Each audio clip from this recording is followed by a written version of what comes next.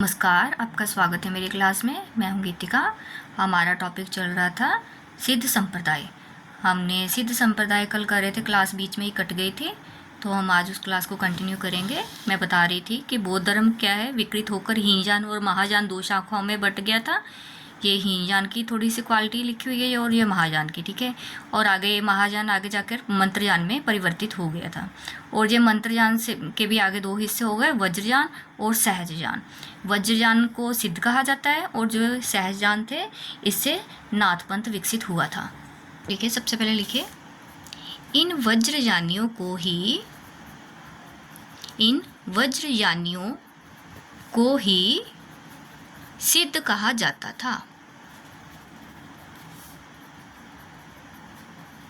अब आपको एक बात क्लियर हो गई कि बौद्ध धर्म की कौन सी शाखा से सिद्ध निकले थे? वज्रयान शाखा से, ठीक है। ये क्वेश्चन बन जाता है इंपॉर्टेंट। आगे लिखिए, ये मंत्र जप से सिद्धि की आकांक्षा करते थे, ठीक है। कैसे? मंत्र जप से सिद्धि की आकांक्षा रखते थे ये लोग। मंत्र जप मतलब इनका मेन क्या था? मंत्र जप। आगे इनकी संख्या लिखिए, सिद्धों की संख्या 84 थी। कितनी थी इनकी संख्या? 84। ये अपने नाम के पीछे पा लगाते थे। अपने नाम के पीछे क्या लगाते थे? पा, जैसे सरहप्पा, लुईपा, शबरप्पा, ऐसे।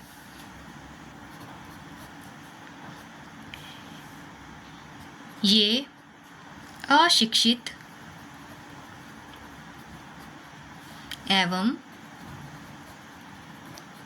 हीन जातियों में से थे।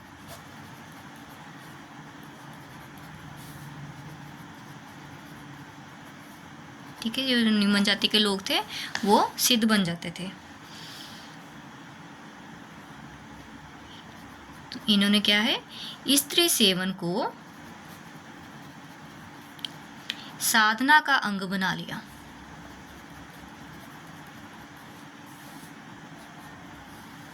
क्या है? साधना का अंग।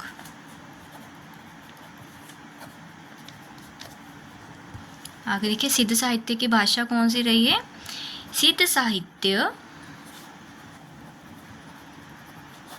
अर्धमागधी,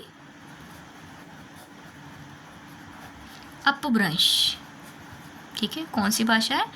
अर्धमागधी अपभ्रंश भाषा में लिखा गया।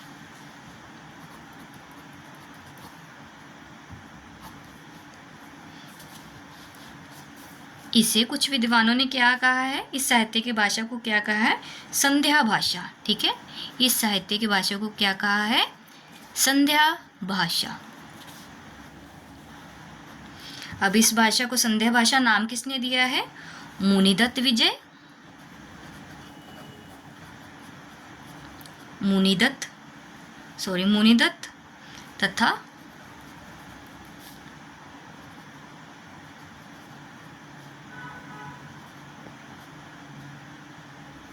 अद्वय वज्र, ठीक है। इन्होंने क्या नाम दिया है? संध्या भाषा। ये भी पूछ लेते होते कि किसने संध्या भाषा नाम दिया था? मुनिदत्त तथा अद्वय वज्र।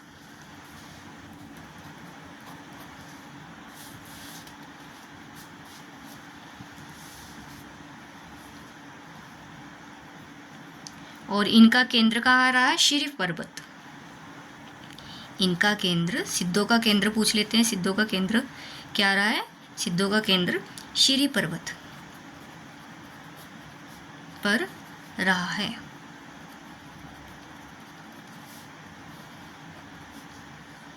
अगले के 10th पॉइंट,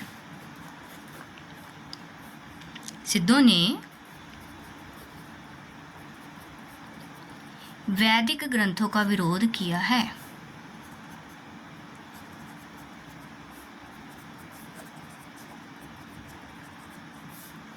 ठीक है, क्या है? इन्होंने वैदिक ग्रंथों का भी विरोध किया है। आगे तांत्रिक साधना पर बल दिया है। क्या है सिद्धों ने? तांत्रिक साधना पर बल।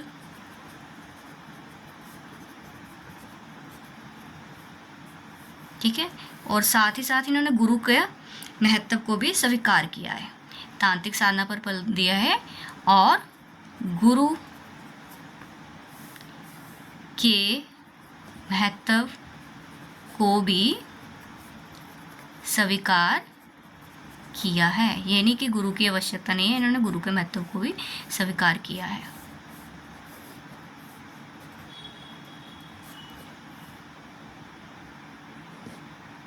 अब इनके साहित्य में सामाजिक विद्रोह की भावना पाई जाती है। सामाजिक विद्रोह क्यों? इन्होंने पुरानी रूढ़ियों का विरोध किया। ठीक है, और क्या है, जो धर्म के पारंपरिक एवं शास्त्र सम्मत रूप का भी इन्होंने विद्रोह किया है। सामाजिक विद्रोह भी है इनके साहित्य में पाया जाता।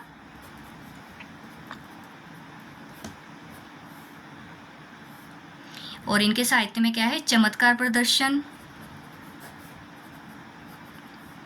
ठीक है, और चमत्कार प्रदर्शन के लिए इन्होंने अपने साहित्य में प्रतीकों का प्रयोग किया है। चमत्कार प्रदर्शन और प्रतीकों का प्रयोग इनके साहित्य में मिलता है।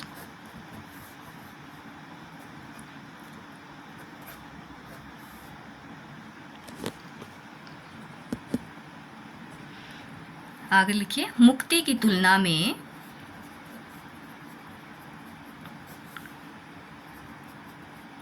सिद्धियों को श्रेयस्कर माना है। ठीक है, इन्होंने क्या है, मुक्ति की तुलना में किसको श्रेयस्कर माना है? सिद्धियों को, कि सिद्धि मिलनी चाहिए, मुक्ति चाहे मिले चाहे ना मिले। आगे लिखिए, ये मैंने आगे भी बताया आपको। इन्होंने वर्ण भेद की निंदा की है। वर्ण भेद की निंदा। आगे पंचमकार की प्रवृत्ति इनमें पाई जाती थी। पंचमकार की प्रवृत्ति पर बल। क्वेश्चन बन जाता है कि पंचमकार किसमें है? सिद्धों की। पंचमकार कौन से लिखे? मांस,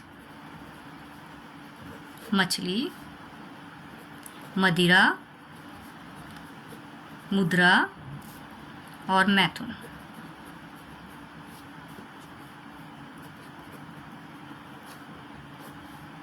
आगे देखिए, जो ब्रह्मांड में शिव और शक्ति हैं,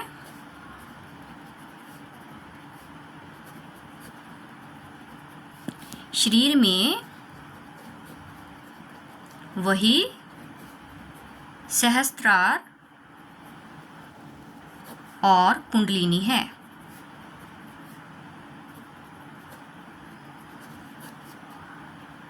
ठीक है, ब्रह्मांड में इन्होंने क्या कहा है कि ब्रह्मांड में जो शिव शक्ति है, शरीर में वही सहस्त्रार और कुंडलिनी है।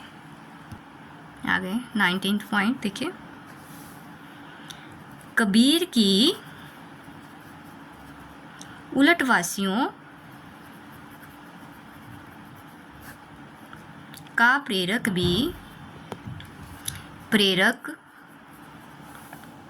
भी सिद्धों की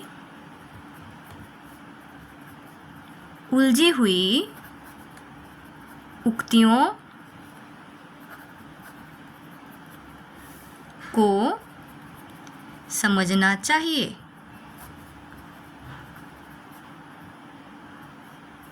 ठीक है, ऐसा माना जाता है कि ये जो सिद्धों की संध्या भाषा थी, संध्या भाषा का प्रभाव क्या है? संत कवियों पर भी पड़ा था। कबीर भी संत कवि थे, तो ये जो प्रभाव है सिद्धों की उलटवासियों का प्रभाव का किस पर पड़ा है? संत कवियों पर भी पड़ा है। ठीक है, तो ये भी क्वेश्चन बन जाता है कि संत कवियों पर किसका प्रभाव था? सिद्धों की संध्या भाषा का। कबीर पर सिद्धों का पर्याप्त प्रभाव था। ठीक है, कबीर पर भी प्रभाव था, क्योंकि